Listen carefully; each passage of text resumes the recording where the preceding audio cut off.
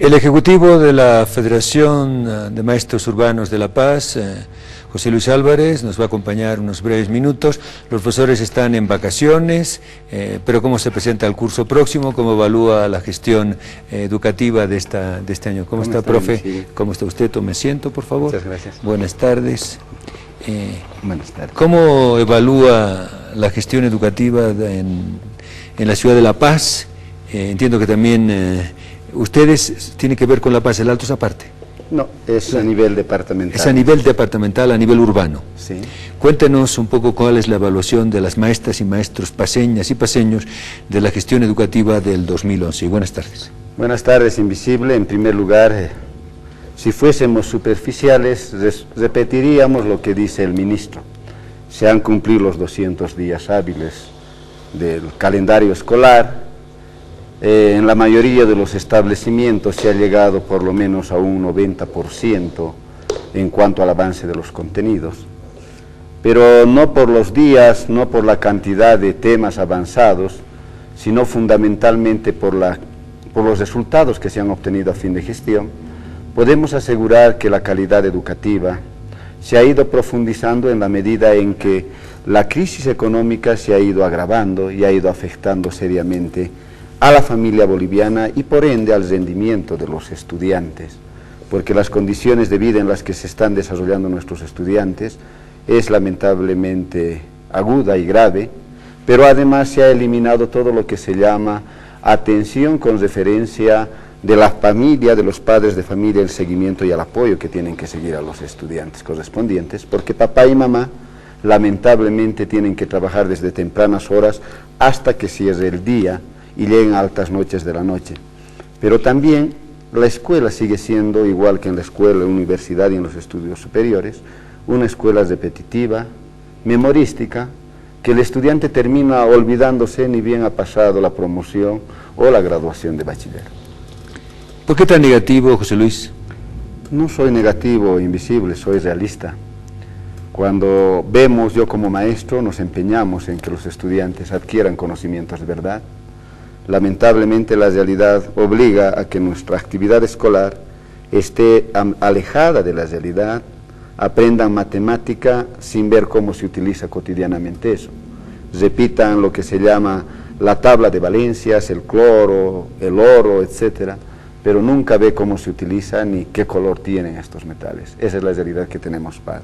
¿Cómo evalúa José Luis Álvarez la implementación de la ley Avelino Siñani y Lizardo Pérez? ¿Está funcionando? ¿Está tropezando?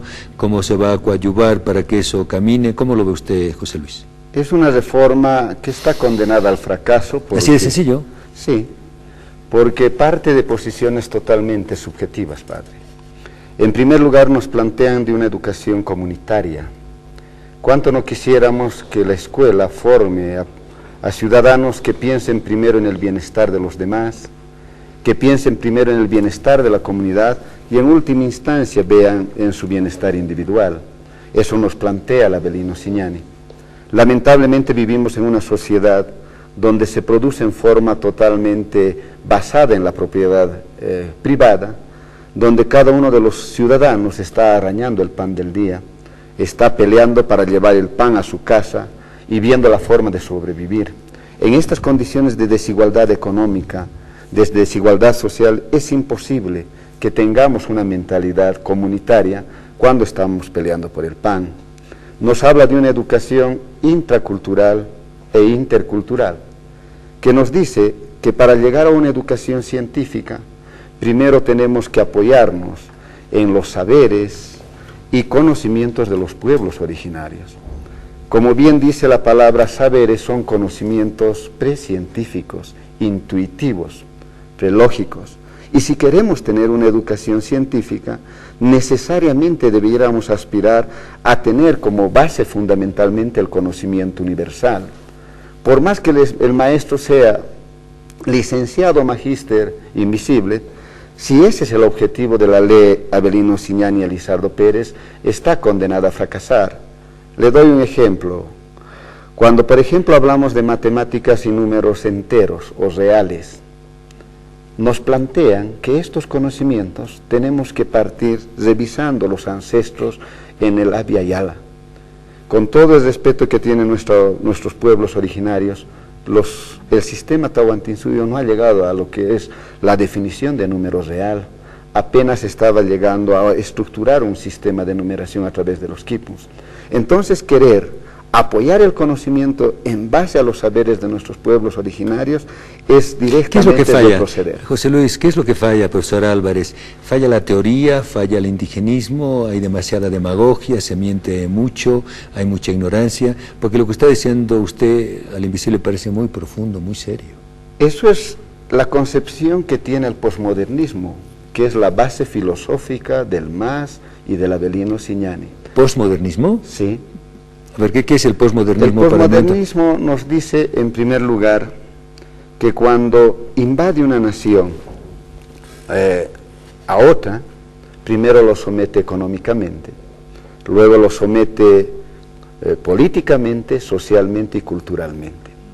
Pero para poder liberar, para poder materializar la descolonización, lo único que hay que hacer es liberarlo solo en el campo cultural, dándole el derecho a los pueblos originarios a practicar su cultura y utilizar su lengua.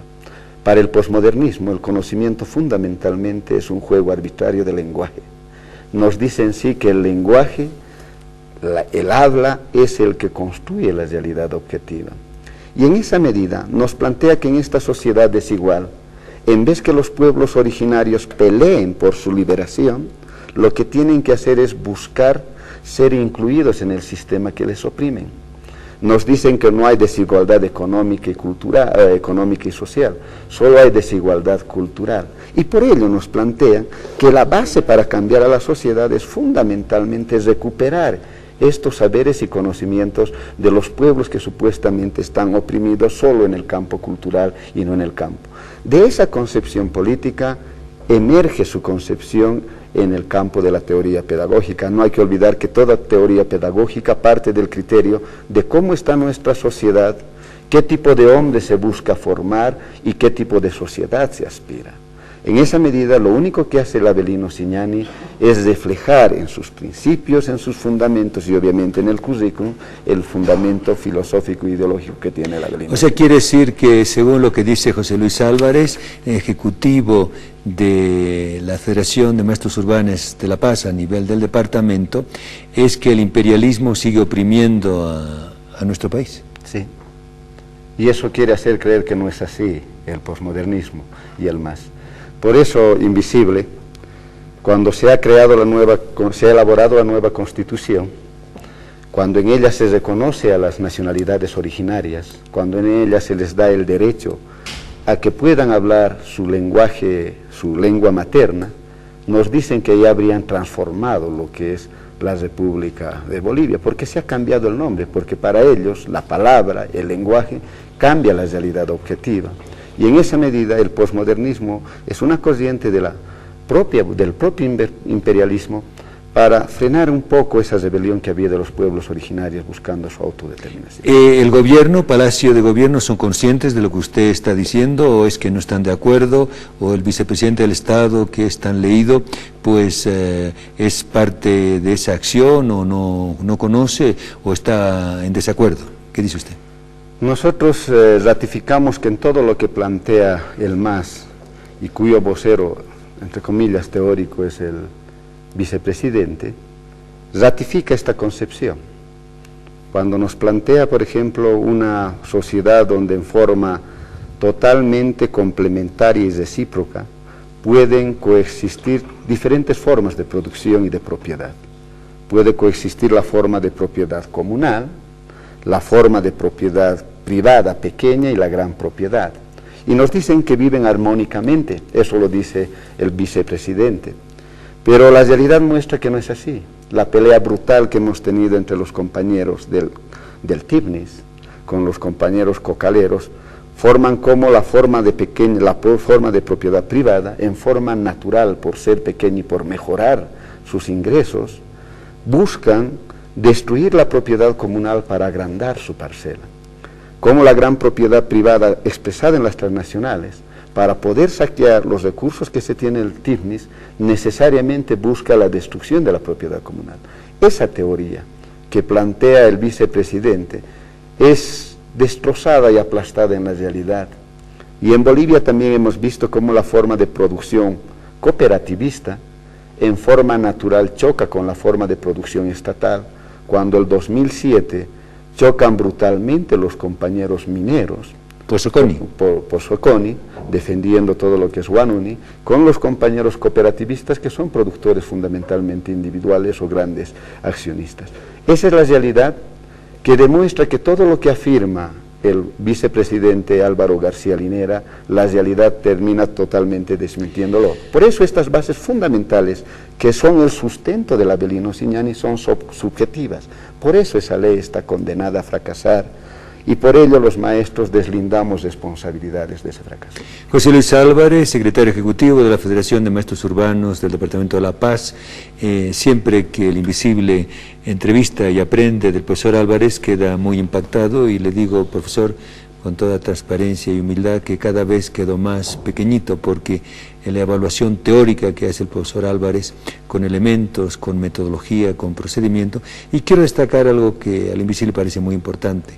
Los maestros urbanos de La Paz, todo el grupo directivo, pues son profesoras y profesores. No utilizan su cargo dirigencial para dejar de cumplir su vocación, su tarea en el profesorado.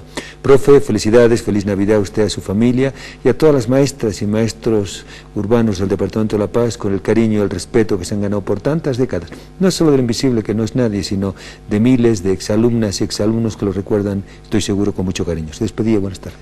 Muchas gracias, Invisible, y también a través de este canal prestigioso hacer llegar un cordial saludo y abrazo a toda la familia boliviana por estas fiestas de fin de año, y también a mis colegas que están viviendo situaciones incómodas en la cuestión económica, igual que todos los bolivianos, por lo menos hacerles llegar un deseo de bienestar en nuestra futura gestión.